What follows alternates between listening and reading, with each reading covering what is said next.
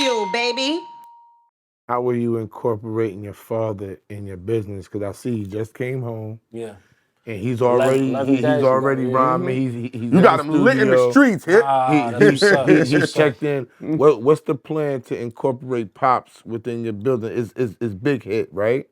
Absolutely. How are you gonna incorporate Big Hit into the situation? What's the plan? I mean, bro, the people who know, I did a song called Grinding My Whole Life in 2014, and Big Hit was on it, Gang of My Homies was on it. We started getting a little buzz. Even G-Unit remixed the song and just like even kind of took it to a whole nother level, just as far as from a marketing standpoint and, you know, G-Unit being back together. But that was our original concept, and it was me and, you know, all the homies rapping on this shit. Me and my pops kind of going back and forth, talking about our situation, and he was able to gain some fans off that. So like the people, when he touched back down, you see a bunch of comments like talking about his verse on Grinding My Whole Life, and damn, I've been waiting to hear some new Big Hit and all this shit. So it's just natural. When he touched down, he had a trash bag full of raps. He got the trash bag full of raps still, and it's just like, I'm going through beats. I got thousands of beats. He got thousands of raps. So, and this is my pop. So this shit is just like,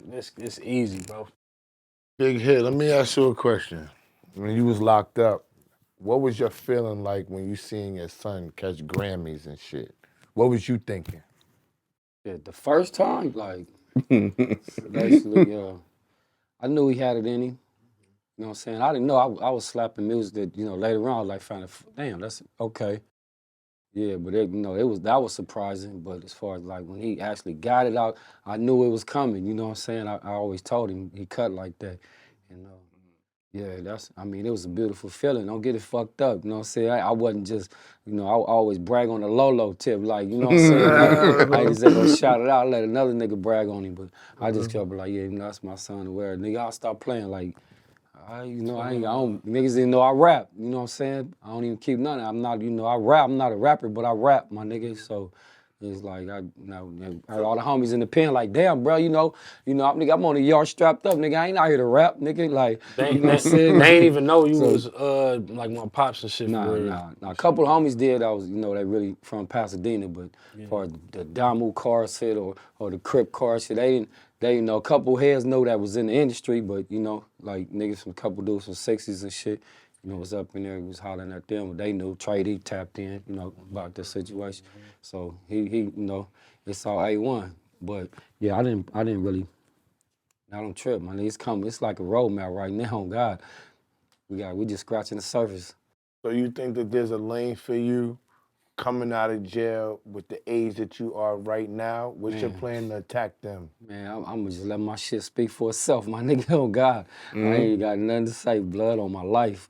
Nigga, you gonna see what's up. Yeah. What's the marketing plan you got for him, hit? What you got for your pops? We got a lot of shit going for real, you know what I mean? Just like we're gonna visit a few prisons, you know what I mean? Chop it with them, probably play some songs, you know, whether I'm making a beat and he start rapping, whatever the case is, but just like really like showing people like a story that worked out, you know what I mean? You know what I mean? Because this shit could have went a lot of ways. Like he be telling me some horror stories from that motherfucker where it could have ended or whatever the case is, you know what I mean? But this nigga a real warrior. I mean, the same, you know, me having to fight through the industry to get my name, get where I'm at. It's just like, it's a parallel story, but just in two different ways. So we're gonna tell the story, and you know, I really want to put the album out in the prison first. Let them bang that shit. Let them vibe to it. So that's, You know what's interesting? Why not? Oh, remember how OT the Real said that on the tablets, that's how they selling albums. They making more money. Yeah, he make a lot of money like that out there. Homies tapping in. I mean, Like, it all depends on if people want to do shows or if they want to make money. Because you might not be able to do a whole lot of shows when you send it there first, but you can make a whole lot of money and spread your vibe and build a hell of a foundation for when you want to carry it on to the next level. 1,000. Nothing I mean, wrong we gonna with that. They got something to prove, like you just say. You know, they got this age fucked up, but it's like the old way. You know what I'm saying? I feel the same way, nigga. We in the same boat. That's why I asked you the question. What you gonna do if a young nigga come call you out? Yo, turn it nigga, down? it happens all the time. You gonna let the little homies, I got this OG. Nah, I got my own fade. You feel me? Be out there working out with the youngsters all day. You ain't turning nothing down. But I got something to prove right now. I'm gonna show you, but not to tell you. I feel Slap them something. Nah, for sure I will. But just like even you know, with me working with older artists like a Nas, like a Hove, you know what I mean? Like, it was already showing me, I didn't even know he was finna touch down. Like, he rapping on my album. I dropped the album called Surf or Drown in March. He started the whole album off. Just the reaction to it from, you know, IG comments, YouTube, all this shit, people tapping in. I'm like, they really rock with bro, you know what I mean? Like the niggas that know. And you know, it's the industry, so this shit is gonna be a build, it's gonna be, we gonna get that shit there though. What's the biggest lesson that you've learned in business so far? I mean, man, to be patient and to motherfucking ask the right questions, you know what I mean? Like just, and to make sure you got an exit plan in every contract, you know what I mean? Because I've been stuck in a contract since '07. I talked about it multiple times. What had niggas you know. stuck?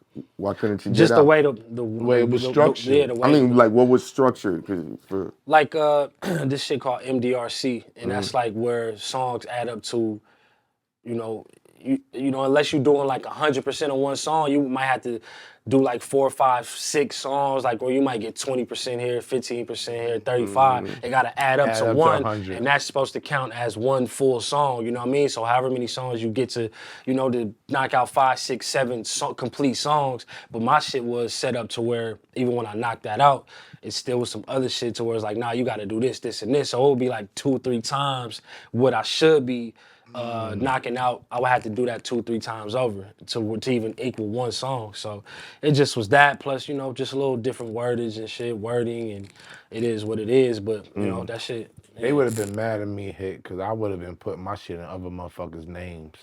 I would have been putting that shit in my father's name. Yo, they couldn't have stopped it. I would have been just giving him the publishing. Nigga, you come home, bust that check when you see me, my nigga.